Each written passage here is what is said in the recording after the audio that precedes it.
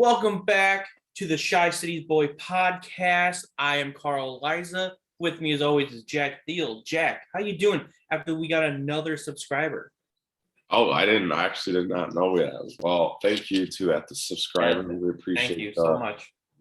We appreciate the love and support here. It's been a wild week for me. So kind of getting my foot back here.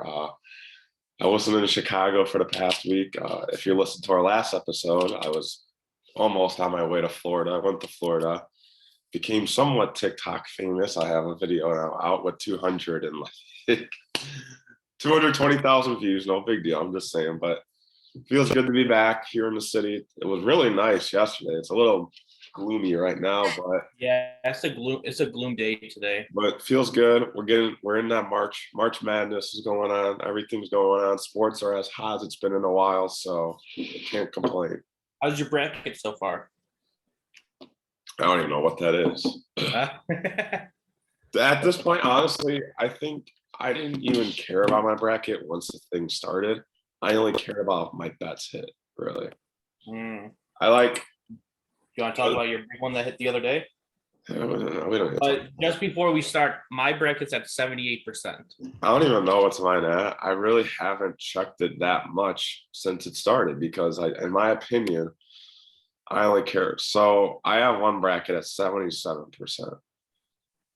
But we're in two different groups. We're in this, and then yes, I made two. Well, here's the thing: my Final Four only has two teams left. Oh, geez. I lost Tennessee and I lost Kentucky. And you lost Wisconsin. Well, that was the deal. Were they in my Final Four too? Yeah. Oh yeah, they were. So that's three actually. The one in Garrett's league. Oh yeah, I lost three of my four Final Four teams. The only team that's in the Final Four that I have is my champion, Gonzaga. So I'm just gonna keep betting. I'm gonna stick to the bets, the bracket. Are you in Brian's bracket? What's up? Are you in Brian's bracket? No, I'm not. Oh, okay, but never mind. That's the only one I know of then. But so yeah, I'm just gonna keep betting. I don't care about my bracket anymore. I care about the real money.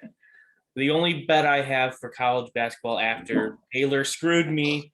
Baylor, you screwed me out of money. But the only bet I have left is the MVP of the tournament. I have Drew Timmy, you said, right? That's his name? Timmy. Looking like he's looking like it right now. A stash. But anyways, let's get down to the nitty-gritty. Let's talk about the Chicago Bulls. After last week's episode, they had 4 games. They had in Sacramento, in Utah, in Phoenix, and they had a game last night back in Chicago. They lost all 3 road games. They lost against the Kings, the Jazz, and the Suns. And they were not close at all. None of them were close. So, Jack, we won last night. People are saying we blew them out. Not really, only by 14 points. What do you think of this? What do you think? What do you think about this last week? Well, I think we talked about how they could easily lose that Sacramento game. We said that's not an easy game. Good team, young team. I think we expected them to lose to the Jazz and the Suns because we don't have that team yet. But that was a good bounce back when we talked kind of off the record about how a game against the Raptors is huge because of the plan and how the Raptors are in that last play or that first play-in spot. And I didn't watch the game yesterday. I only saw a couple highlights, but I think one thing I noticed, obviously, P. Will's back. He's going to be playing a lot more. He's going to be easy. He's back, and he's playing tonight also. Yeah, so I thought that was a good addition, obviously, because they held a good offensive Raptors team to under 100. And then I think the other thing that I really liked was Caruso started instead of Ayo. Yeah. As much as I like Ayo. Billy Donovan did say that he's going to look into Caruso starting more. And I think that needs to be the case. I think one thing I think the Bulls struggle with is tone. And early in the games, I think they get beaten down early in the first quarter. And they try to make these huge comebacks. And that's just not how it's going to work. I think Caruso should start until Alonzo comes back. But I think for Caruso, I think that's the way it needs to go. But I think last night was a good win. especially with a quick turnaround tonight against a Bucks team that we got to beat once. But yeah, I think this team's kind of turning around, but at the same time, there's a lot of bigger problems, and I think guys missing. So Yeah. we'll see. A couple games left before the playoffs start. You did say Caruso is starting till Lonzo gets back. Speaking of Lonzo, he did have a setback in his injury. He was supposed to come back this week, but he injured his knee again. So it's probably going to be another 2 weeks until he even starts running, they said. Yeah, that sucks because, he's a big part of this team. And, I think he'll come back before that 2-week grace period. I think he will. I think that he's capable of it. I think that, it sucks. But like at the end of the day, I think, the Bulls got the right training staff to get him going. But like at the end of the day, I think it's Caruso's turn to start until he gets back. I love Ayo. I think Ayo's a great player, but Caruso's a better option for starting. I mean, at a starting point guard, we don't need scoring. We need defense. And I think last night you saw it with Caruso playing, I think almost like the most minutes out of the whole team. But then you saw P. Will come in. He had like 7 points, a couple boards, and he'll ease his way back into the starting lineup. Javonte Green there is for now, but I think that it's a good start. It's a good start. Yeah, absolutely. Kind of just turn the season back around. All right, not even the season, just the second half before you go into the playoffs. Because it's most likely we're playing the Celtics. But yeah, right now we would be. So let's talk about the next upcoming games. For this next upcoming week, they have Milwaukee tonight, it's Tuesday. So Tuesday night, 7:00, and then. Oh, by the way, that's also in Milwaukee. And then we go to New Orleans, face the Pelicans. And then we head to Cleveland. And then next Monday, we're in New York against the Knicks. So personally, I see us going maybe 3-1, maybe 2-2. We gotta beat Milwaukee, but I don't see it happening. Yeah, I think, we've never really gotten like killed by Milwaukee. We've always been right there. And was Caruso back the last time they played? No. Okay, he wasn't. Okay. So Caruso's back. This is the first time he's playing a Bucks since that injury. It was the first time the Bulls are back in Milwaukee since that injury. P. Will's back. So he's going to be huge guarding Giannis. And Chris Middleton is out tonight. So that's kind of a big thing for the Bulls. But, I think Bulls being underdogs by 7 is kind of ridiculous. I think 7.5. I definitely think it's going to be closer. I think the Bulls might win tonight. I know Levine might not play, but like if he does play, I think they'll win. I really do. But if he doesn't, he's got that knee problem. He says it's sore right now, but he says he's really not cared. He's not caring about his knee right now. He cares about winning. Yeah, it's really tough. But we gotta focus on his knee. So after Milwaukee, we're in New Orleans against the Pelicans. And that's another game. That's another game you can't just walk in there. It's like that Sacramento game. Yeah, I think. Yeah, the Pelicans are even better than them. They have C.J. McCollum, Brandon Ingram, Devontae Graham, Jonas Valanciunas. Speaking of New Orleans, Zion has been reported not to be out the rest of the season. Not going to make an appearance this year, as he focused on rehabbing his injuries. Yeah, what's your take on Zion? I've been saying it since this year. He's like the NBA's Eddie Lacy. You remember Eddie Lacy? I do. Really great running back, but he just couldn't keep his weight under control. He was so big, too big. And I think that's kind of what Zion right now is that. Yeah. He just can't keep his body in a physique shape. Or he is so big for how fast he is that he just can't keep it under control. And I think that it's obviously causing a problem with his feet. And, I imagine what this team could be if he was healthy. Mm-hmm. So, because he's got a good supporting cast. He does. McCollum, Ingram, Valanciunas. That's a big 4 right there. Yeah.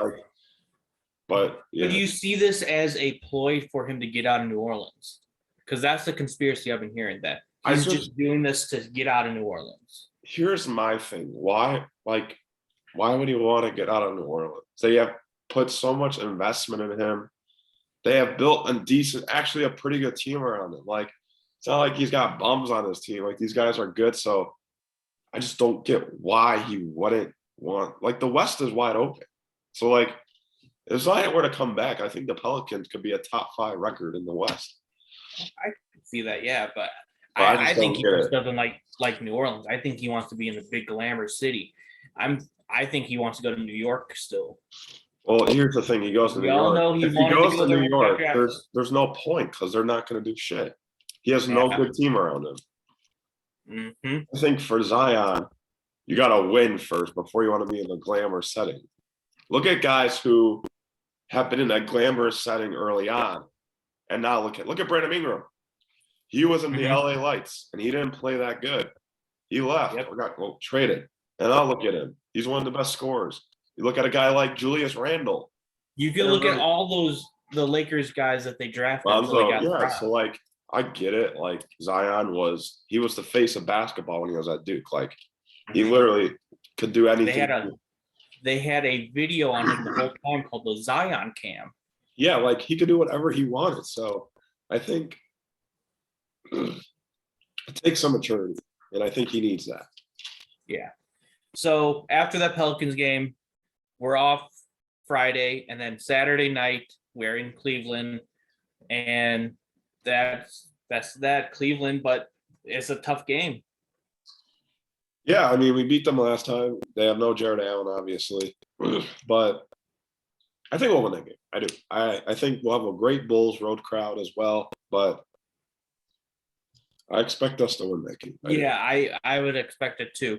And then next Monday we are in the Mecca. We are in New York against the Knicks, and they're like the Pelicans. They got around the same record, but you can't take them lightly. Julius Randle can have a star-studded night. Derrick Rose can always go off for 50 if he wants to. So that'll be a tough game too.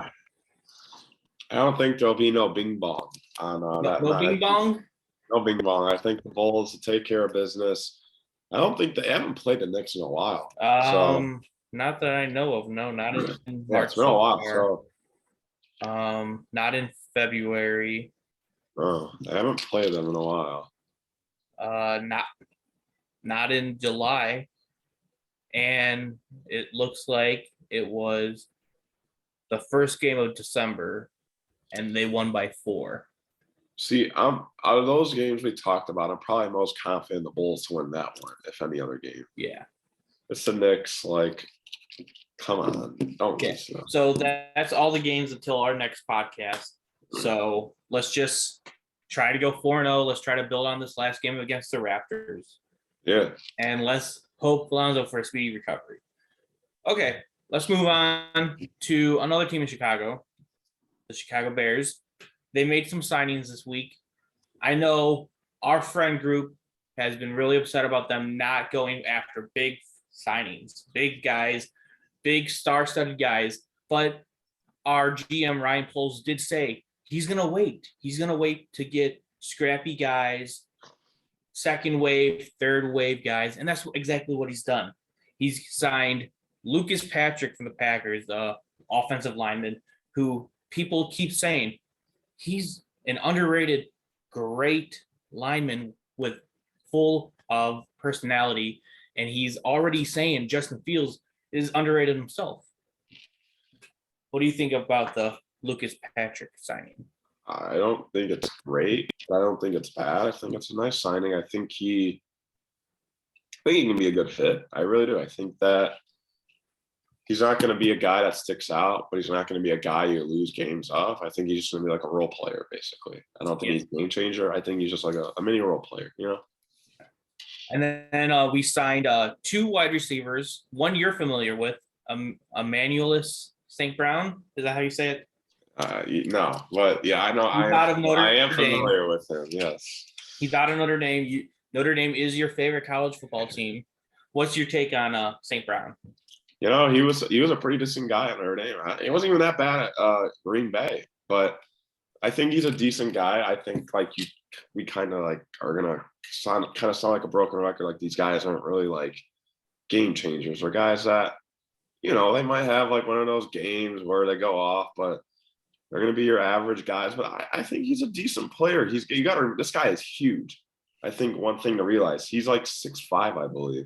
Oh, really? Oh, I think he's 6'5". I could be wrong. It's like 6'5" or 6'4". I just know he's really tall. I remember that. Yeah, he's 6'5" and 214.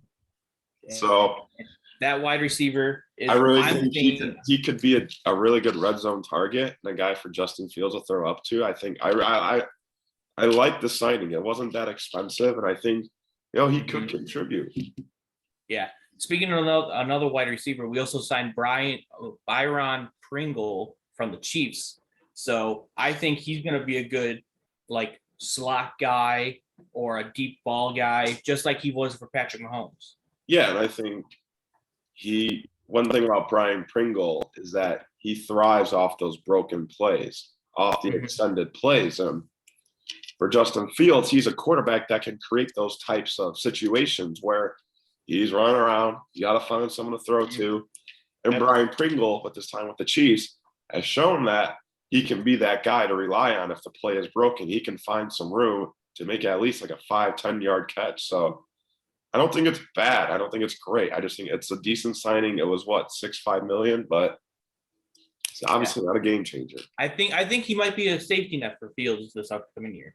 And then until we talk about the next guy, Larry Obanji, right? Is that how you say the last name? He failed his physical, so the Bears decided not to sign him, actually. So instead, they signed Justin Jones from the Chargers, right? Yeah, Justin Jones, and they also signed Al-Quadin Muhammad from the Colts as well. Yeah. So those are two defensive guys that will bring a lot of energy to the Bears. That's what we need after we traded Mac, after we let go of other guys. I think both of these guys they're very young. I think one thing you do got to realize, a lot of these guys the Bears are signing are very young. And what I like about this Muhammad and Jones signings is they obviously fill a gap that we needed, defensive tackle and defensive end. But they're two players coming off record or career seasons for them. A guy like Muhammad, he played every game last year, had a career high 6 sacks. He's only 26. You have a guy like Jones who had a career high 6 sacks, or not 6 sacks, 37 tackles, 3 sacks, and 2 fumble recoveries. And he's only 25. So I see what he's doing here. I see he's going off these guys for mini contracts, and it's low risk with a lot of upside because these guys do perform the way he thinks and have that potential. This is huge for the Bears. So I think they're decent. I give them like a B. I'll give them like a B signing grade. But we also got to talk about Nicholas Morrow that they signed for the Chargers, where he spent the whole 2021 season on IR. But when he did play, he was a high energy guy and he could get to the quarterback when needed. So I think if he stays on the field, he's going to produce for us, and that's what we need. Yeah, I think that is. And I think also one thing about the Bears, this is very interesting. I found this out the other day. The Bears have hired an architect for their Arlington Heights Stadium. Ooh, I like that. So I'm ready to go to Arlington Heights. I'm ready to go see the stadium already, and it's not going to be ready for at least 5 to 6 years. They have selected Manica Architecture, who constructed the $2 billion stadium in Vegas, the Allegiant Stadium. Ooh. So they have done that, and they also that's really it. Realize what happens if we get a dome, right? Sick. We can host Super Bowl hosting. We can host everything. Yeah. So you could see a Super Bowl finally come to Chicago if this happens. Yeah, so that's all. It's just very interesting. And then obviously we got the draft in a couple of weeks. Now the Bears have 2 second-round picks. Yes, since we made that trade with Mac. So we have the 39th, 38th? I think so, yeah. And then the 48th pick. So But it's yeah. going to be exciting to see what Poles does there. I don't think we're gonna select a receiver now. I don't. Yeah, after getting Pringle. I think it's and gonna be Jake O Brown. line and defense. Yeah, Because if you get that rookie receiver, I mean, he's either the number 2 guy or the number 4 guy. So yeah, because this year Mooney's going to be the number 1 guy. yeah. And But then, I think we both agree he's the number 2. well, they still have Damari Bird, or they didn't even touch him yet, right? I don't think they re-signed him. No, the only guy that Poles has re-signed from last year was DeAndre Houston Oh yeah. Carson. All right. So I mean, they might draft a receiver in the later rounds, honestly.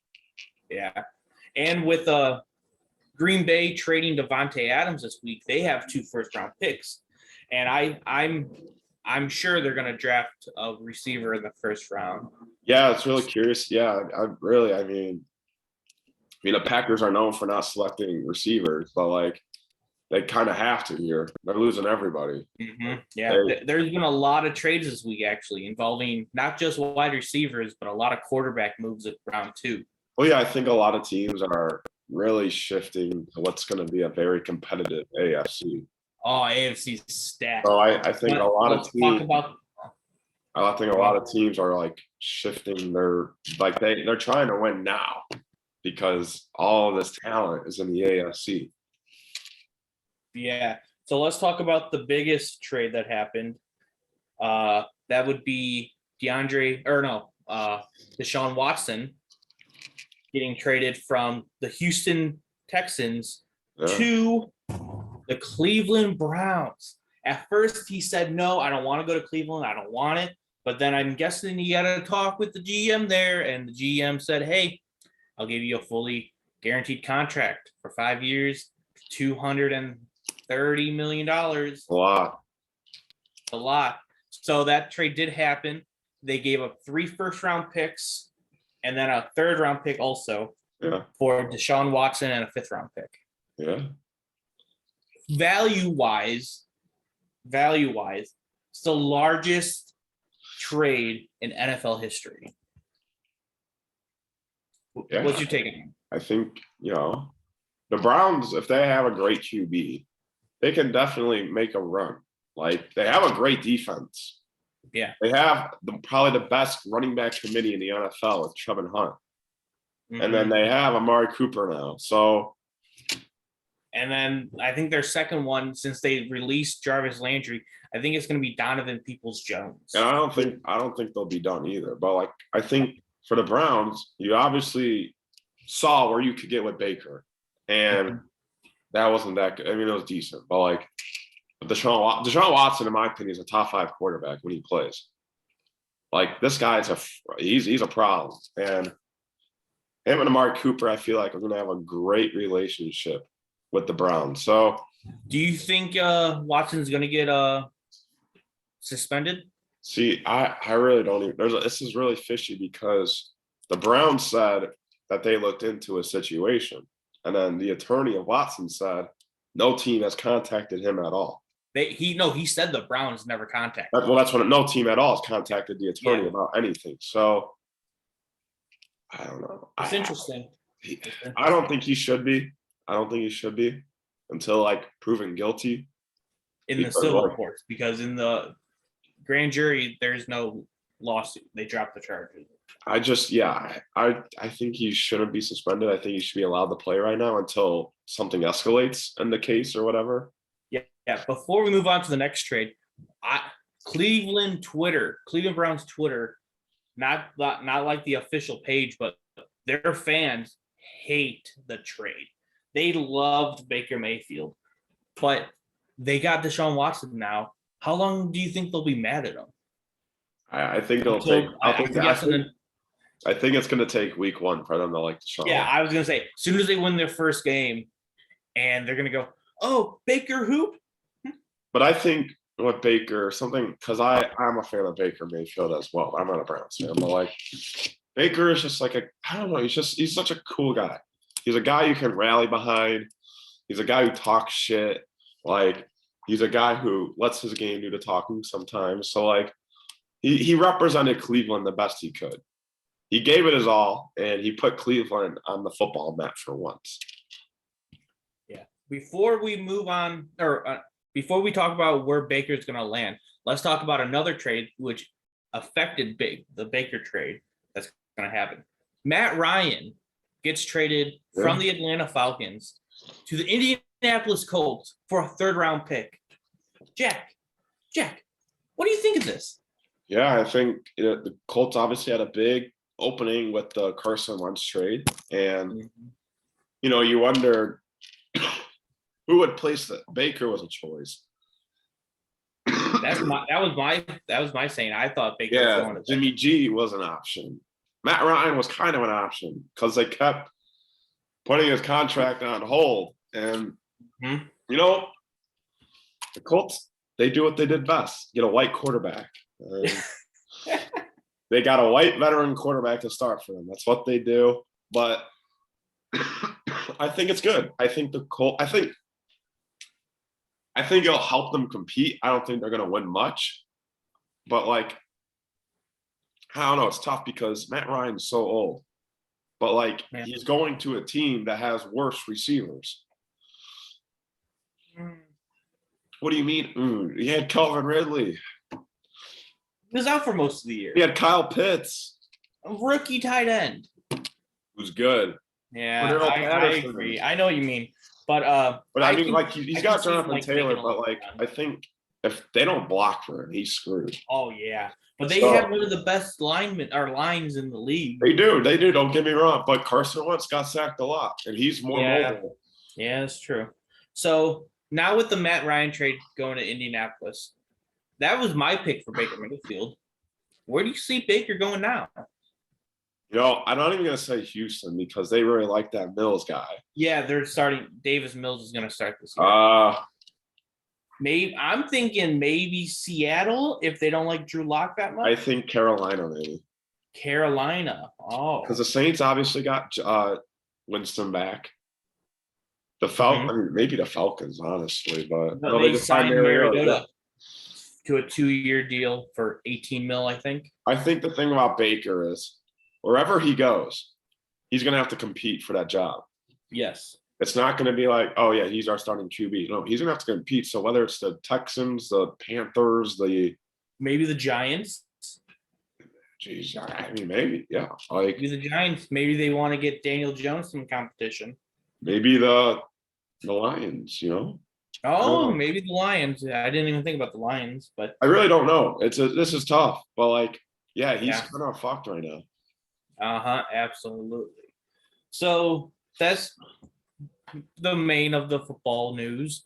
Let's move on to a sport that's about to get into the regular season. Let's talk about baseball. Jack, you're the White Sox fan of this podcast. I'm the Cubs fan of this podcast. Jack, I'm going to give you a couple minutes. Just talk about your Sox and their upcoming season.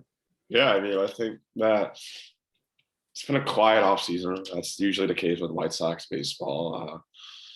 Couple signings. I think a lot of people forget Kendall Graveman was signed by the White Sox. That was way back then. So really, him and Joe Kelly in the same bullpen already with what is a lot of bullpen's nice.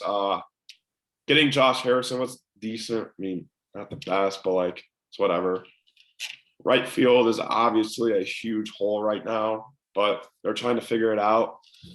I think one thing I'll say is the moves that didn't happen for the White Sox might have helped them. Like Carlos Correa not going to a contending team. I think Nicholas Castellanos not going to an AL team, or even Schwarber now. So even though the Sox didn't make many moves, I think there were moves on the outside part of them where it helped them as a team. So they have improvements. I think they're going to wait till the trade deadline to add some people, but they obviously feel really confident with the guys, and they should. This is a hell of a team. This is going to be a division winner, ALCS team, I think, but they do need they do need some more help, and I think that they need to spend a little bit more money, but I mean, there's not many people left. There's only one good player left, and that's Michael Conforto. So if they don't sign Conforto, they shouldn't sign anyone else, because then you're just throwing your money away. What the hell's the point? But should be a great season. We got some AL MVP odds winners possibly, and Luis Robert and Jose Abreu, and obviously the pitchers. But yeah, it should be fun, man. We got 2-3 weeks, and then here we go. But spring training's taking place right now. Sox did beat the Cubs twice, but it's been a fun 2 weeks ever since the lockdown ended. Yeah. So good retrospect of the Sox. Let's talk about the Cubs now. It's going to be not a great year. This is going to be a development year. This is going to be a rebuild year.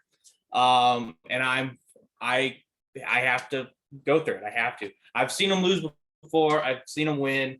It's time to see them lose again. But I don't think this is going to be a bottom of the barrel team. I think we're going to fight to be at 500, which is okay. As long as we don't lose 100 games, that's fine with me. We did sign Seiya Suzuki to a 5-year deal. He's going to be our starting right fielder. We got Brendan Davis, who's going to do the Chris Bryant thing, stay down in AAA for a month, come up, be our center fielder for the next decade. And then we have Patrick Wisdom, Frank Swindell on the corners in the infield. I'm hoping they just build off what they did last season. Unfortunately, we did not sign Carlos Correa. So he signed a. I told you that one. Hey, I didn't talk through yours. You don't talk through mine. So we signed Jonathan VR for hopefully a backup role. I don't see him starting a lot. We have Nico Horner and Nick Madrigal, thank you, as our second and shortstop. We just signed Drew Smiley to a 1-year deal. He's probably going to be a back-end guy for us. We have Marcus Stroman, who's going to be our 2. We have Kyle Hendricks, who's going to be our 1. Hopefully, they don't shit the bed the whole season. Marcus Stroman, he's here for 3 years. Not really worried about him, just for him developing and being better than what he was in New York. And then the biggest question this year, are they going to re-sign Wilson Contreras? I would love Wilson Contreras to be a Cub for life, because anyone who's been a Cub one day of their life is a Cub for life in my eyes. So I really hope they re-sign Contreras. He's a top 5 catcher in the league. But I don't see it happening. I see him getting traded at the trade deadline, hopefully to a contender so he can win another ring, hopefully somewhere he wants to go. Hopefully they have communication with them, and hopefully he goes to a contender. Hopefully he goes somewhere he wants to be. So that's what I think the season's going to come to. I'm not trying to interrupt your spiel, but I did hear Wilson Contreras news today. I don't know if you saw it, but I did see that. He met with the minor league catcher who's behind him. He's going to be out for the most of this season with the Tommy John injury, but he did say, hey, I might be moved this year, so be prepared. I don't think you're going to resign somewhere if you're going to. I hate this. I think the problem is, and this, I'm not just the Cubs in baseball. It's like you don't want to invest so much money in a catcher. I think that's the problem. I don't think a lot of teams want to put all that money into a catcher, because there's like 5 catchers that make a difference, and the rest are like average. When you can go sign a guy like, I don't know, like we did sign a backup. What's his name? Keep talking until I find it. I'm just saying, like, you put all your money in a catcher, then you can't sign a guy like a Chris Bryant or a Trevor Story. Yan Gomes. But yes, that's my thing. I'm personally not a fan of putting all this money into a catcher if there's other needs. Now, obviously, the Sox have a top 5 catcher as well, but like, I think that, I don't know. I just think catcher's durability is really low because, I mean, they do put a lot of like work into their body. So I think. Would you? Okay. If I were the Cubs, I would not give them any money, like that much money. I wouldn't. Okay, as a biased Sox fan who hates the Cubs, would you give Contreras Real Muto money deal? No. Like how much money he makes? I think JT's the best catcher in the league, but like, I think that we were talking about this yesterday actually about the Phillies, because like now they got Castellanos and Schwarber, right? Uh-huh. You know, they have no money. Let's say they didn't sign JT Realmuto, they could fill holes in that outfield. They could fill holes in that terrible bullpen. But they put so much money into. I mean, also Bryce Harper. Though I know I can't forget about that one, but like, I think trying to think of a position that like can't think of that position, but like, I think there's some positions where you really got to invest more into. And I think, okay, tight ends in football, there's like what, 3 or 4 that are going to make a difference. And the Yeah, rest, and the rest are a just lot of average. solid ones. And the rest are just like, and if you think about it, like fantasy football, you have Kelsey, Waller, Kittle, Andrews. and that's it. The rest of the guys are going to give you like 8 points, 9 points. You know, like I feel like that's some case for catchers sometimes. Like I think catching is really important. Don't get me wrong, like because I got to frame the pitches, defense, and everything. But like, would I rather give 200 million to a catcher or get a guy? No catcher's getting that. Well, my I'm point not- is, would I rather give all that money to a catcher or give it to a guy like Chris Bryant or a Trevor Story? Yeah. That's my thing. If they do sign him, I see him signing like a 5-year, like He goes. 70. I think he goes to San Diego. No, we already traded him a catcher. They're Doesn't not- matter. It don't matter. No, I don't want to see him go to San Diego. I think No. I really do think he will. I think he will. I can see him go to like Or the Giants. Or the who's Giants. Boston's catcher? Vasquez. Is he good or is he average? I think the Giants. What about the Giants? No, I don't see him. Buster I don't see Posey's us making- gone. Huh? Buster's gone though. Yeah, that's true. I don't know. I don't want to talk about where he's gonna go. Just saying. If there's movement, we'll talk about it. But right now, there's no like rumors of where he's going or anything. But yeah, but we both have hopes for this season. You have high hopes. I have medium hopes. I'm not gonna say good luck to the Sox, but fuck the Sox. And yeah, that's basically the episode today. Jack, if you want to say something, go ahead. Great. What a great way to end the episode, Carl. Oh, go ahead, say it. No, I'll I have respect. Not off camera. I have respect when it Not comes off to camera. professionalism and on camera, Alright. so I'm not going to say that. All I'm going to say is, we'll have a top 10 draft pick. That's all I'll say. That's fine. Hopefully the draft lottery goes in this year and we get number 1 pick. That's fine with me. I don't know about number 1. I don't think y'all are worse than the Orioles. No, lottery. Come on. Oh yeah, there's a lottery. That's a good point. Yeah. I forgot. Hopefully we end with the 10th worst record and go to number 1. So Yeah, that's all I gotta say. we'll see. I'm Carl Liza. That's Jack Thiel. And we'll see you next week.